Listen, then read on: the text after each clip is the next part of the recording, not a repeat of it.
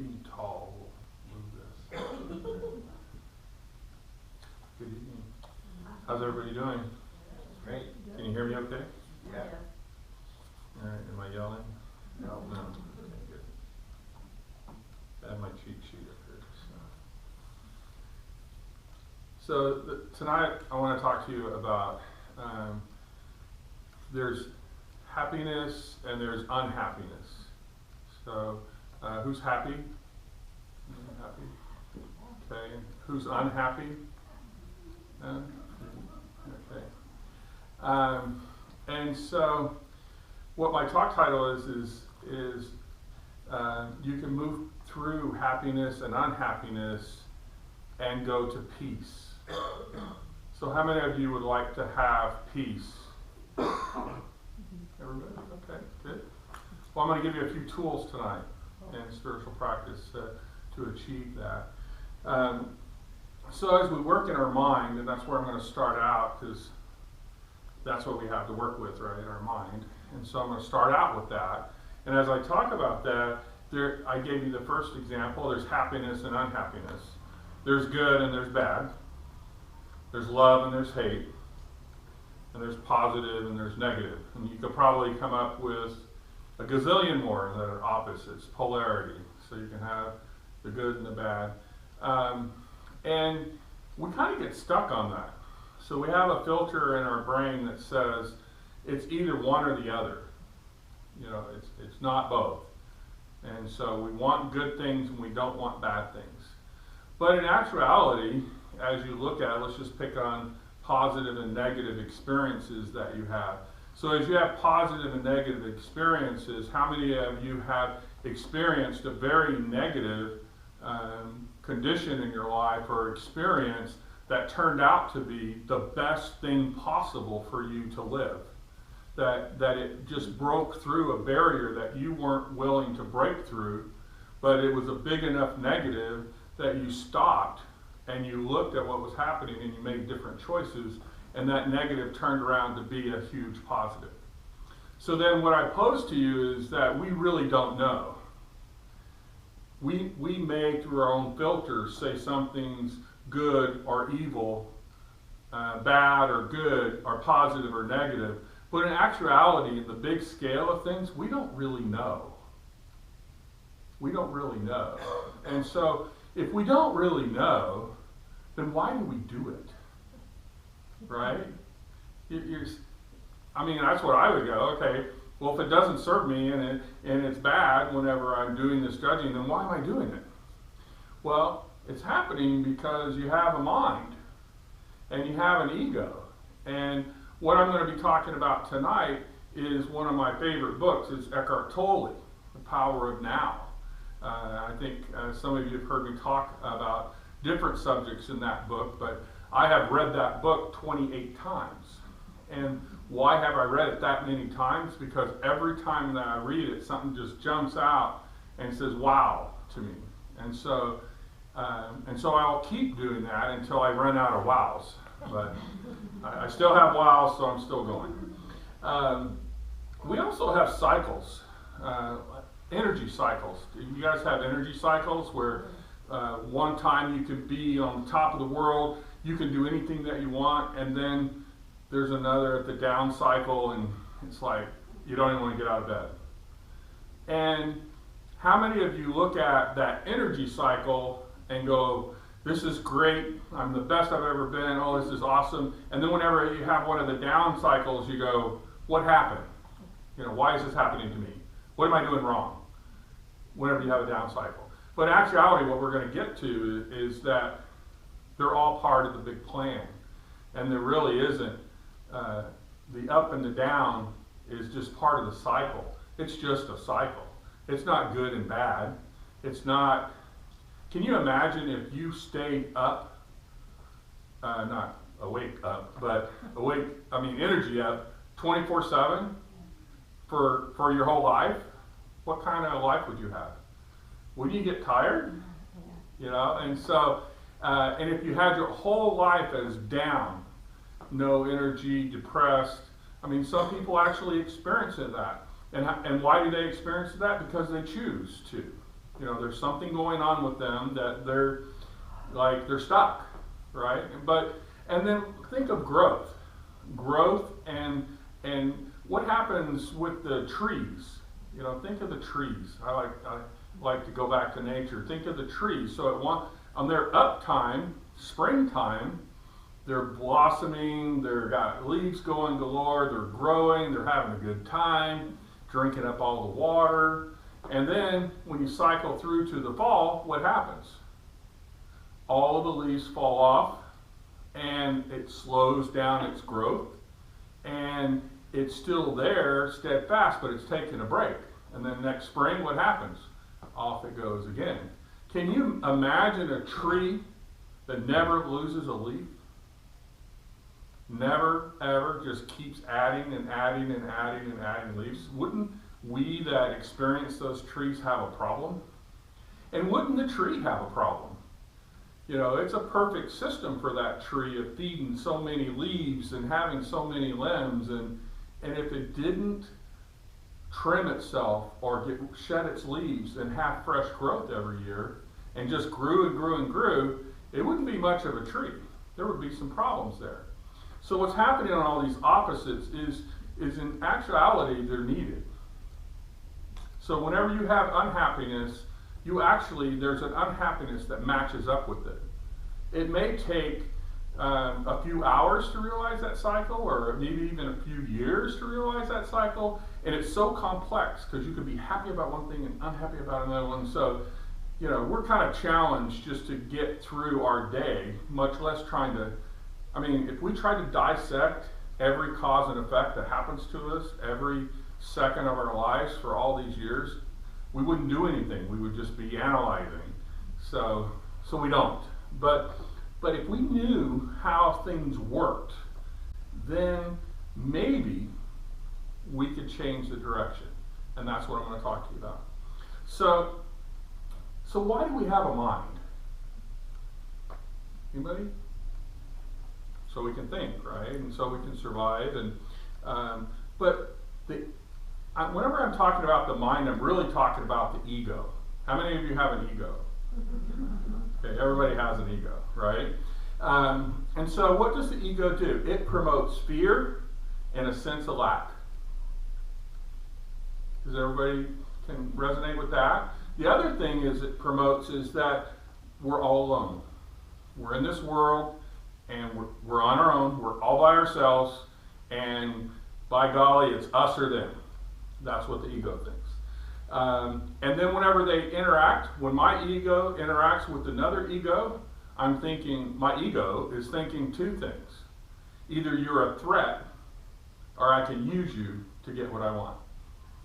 That's ego. So how many of you are fond of the ego at this point? Not many people. So the mind also has an illusion that it can change reality. So if something's happening, the mind goes, well, if you get irritated and if you get really upset, then the reality is going to change. That's what the mind thinks. That's what the ego thinks. But in actuality, how often does it give you more of what you're trying to stop or get rid of or bring to you? That's what happens all the time. And so what happens is if you think in the contents of the ego, well, guess where the problem is? The problem is not on how the ego thinks and acts. The problem is the ego. So how can the ego solve its own problems? It can't. And so then why do we even have it? Well, we have it because that's how we survive. So if you go back in history, they weren't necessarily concentrating on spirituality and growth and knowing the truth of who I am and knowing the divinity within each person. Those people were not thinking about that. What were they thinking about? Survival, right?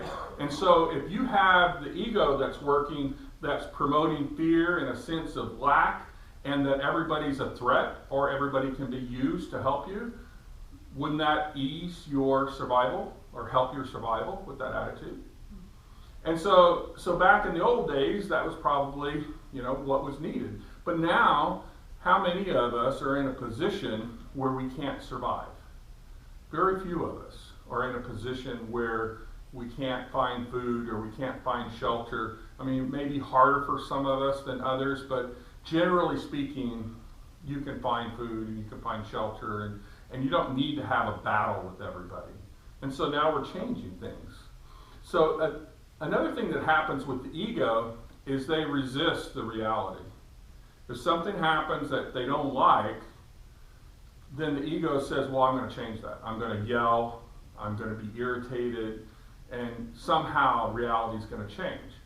It doesn't change, but that's what the ego thinks. So you can see how you're kind of set up for a problem if you let the ego be in the driver's seat. So when we have resistance, what's happening is two things. And this is all in the world of form, meaning like right here, us being individuals, the chair, the car we drive, the house we live in, all of that kind of stuff. There's either a dependency, we have to have something, or there's a sense of loss. Meaning I've got to do something or I'm going to lose. I'm going to lose the car, I'm going to lose the relationship. Or I'm a 49er fan, and so if the 49ers win, I'm a good person. If the 49ers lose, I'm a bad person. So everybody knows I'm a bad person this year because they're doing a lot of losing. But anyway, and so that's the ego that's going around. How many of you are excited about the ego? Nobody. Nobody's excited about the ego. So I could just throw that card away. We'll just go on to the next one. And so that's what's happening, and the ego is necessary. It's just part of life. But if you understand how it works, and you become an observer of your behaviors, then you're a lot better off to change your behavior if you're an observer and not just on autopilot. Oh, I've got to do this. I've got to go through the motions. Oh, that makes me mad. Let me yell at that person. But if you change your awareness and you become, instead of doing things, you become just being. Did you know that to be perfect, whole, and complete, and have divinity in your soul, and that your soul is there, do you know that you don't have to do anything? You don't have to read the book. You don't have to do anything. You have it. It's yours. It's your natural state. So if you're in this state of awareness, or you have the possibility of that being perfect, whole, and complete, why would you choose the path of the ego? Because that's what you're used to. That's how you grew up. That was, fighting and living in society and all of that. But you don't have to continue that. You can just be. So you could just be present. Are all of you present here right now? Yeah, all present. And there's an acceptance that goes along with that. So whenever you're at peace and you're being, you're not resisting anything. Everything's happening. It's not good. It's not bad. It just is. So all the conditions in your life and all the people that you experience and all the things that happen, they just happen. It's not a good or bad or out against you or why am I doing this and why is this happening to me? It's none of that. It just is. And so whenever you have that and you gain that peace, that is whenever you're really at peace. And that's what I mean when you don't have, you can be happy, that's fine. You can be unhappy, that's fine too. You just accept it. You just accept it and go, that's where I am right now. And in that acceptance, if you're in unhappiness and you just accept where you're at and accept yourself, guess what happens? You go to happiness. So if you're at turmoil with your life and you just recognize that I'm in turmoil with my life, oh, there's a lot of stuff going on, look at all the stuff that's going on, and you accept it, then guess what? You have order. It comes back around. So it just can't continue if you accept it, because in actuality, it was at that state all along. The only reason that it was bad for you is because you perceived that it was bad for you. And so this being stuff is pretty nice. So how many of you would choose to just be? A few people? Okay. And so what happens in this state is that we have a perception that we're all one. That we are all together in this and we are all one.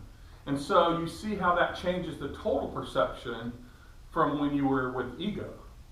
Okay, were we all one with ego? No, it was, I'm fighting for my life against all of you. And so that is not very beneficial, but you go into that, hey, wait a minute, we're all in this together. We're all one. You see how the perspective changes. And so it's real funny in the book, he went down a whole line of animals and said, have you seen an unhappy flower? Have you seen a stressed out frog? Have you seen a cat that can't relax? What was the other one? Have you seen a bird carrying hatred throughout the forest? And you look at that and you go, oh, well, that's pretty absurd, but really, look at it. You know, so why can't we be like that? And the answer is we can't. And so what happens whenever you take things as they are, just as they are, good or bad, doesn't matter. You just take them as they are, then you release your dependence on them. You're not identified with everything that's happening here. And the challenge is that what do we have, like even right now, and what you could see around you, what is permanent? Is there anything that you can, just call out is there anything permanent? Anything? No? No, whether it's 2 years, as he said it, whether it's 2 years or 70 years, we're all going to be dust. So it's not going to be permanent. Death and taxes. Death and taxes. But I think, Bob, he goes to associate mind with ego. But I'm with you on that as far as the one mind, right? So I'm gonna recant on that one because I got the Bob energy going, man. You messed up. You told me. So I got it. And in this being, there's no sense of lack. You're just here, and you're experiencing things. You can be happy. You can have things come in your life. You can experience them. They can go away. You can be very, very excited about it, and that's good. That's okay. But you're not connected to it. That is not who you are. Who you are is perfect, whole, and complete. That's who you are. Your soul. That's who you are. Your body is not who you are. It just happens to be the mechanism that you get around with. So if you're thinking now, okay, I'm going to go with this. I'm going to go with this level of awareness. I'm going to go with that I'm going to be present. And a tree is a tree, and you are who you are, and whatever happens is whatever happens. And so what's the point? If I'm not striving to be happy, then why am I here? Well, we're here because we want to change the consciousness of the world. That's why we're here. So in the consciousness of the world, how would you change it? Well, you would have compassion. And so what Eckhart Tolle talks about is there's two parts to compassion. There's the compassion for we're all in this together, and that we are mortal. We're going to die. We're going to go back to dust. And so, but we're all going to do that. We're in this together. So we have people that help on the mortality to help people, and we have a lot of people that dive into those causes and get so ingrained in the causes that they forget the second part. And the second part is immortality. And so you have immortality because your soul is part of the one mind, part of God, and so you're going to be living infinitely. And so on the mortality side, you'll be sad. A lot of times it's sad because you know that it's coming to an end. But on the immortal side, what happens? You have joy.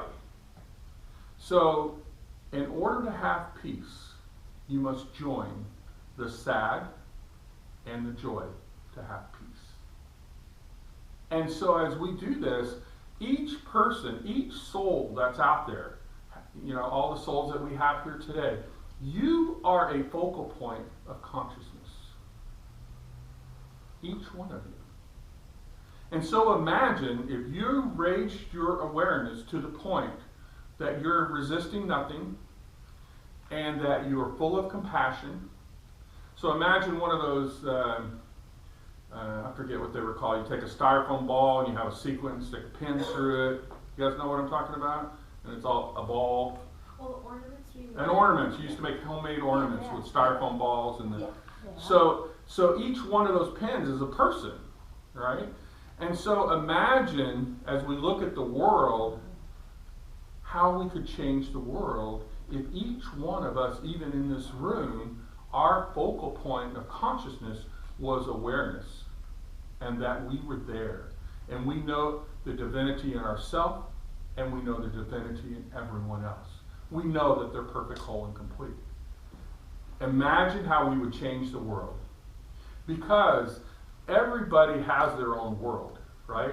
You're living your experience. You're in your own world, right? But guess what? It's all the same world.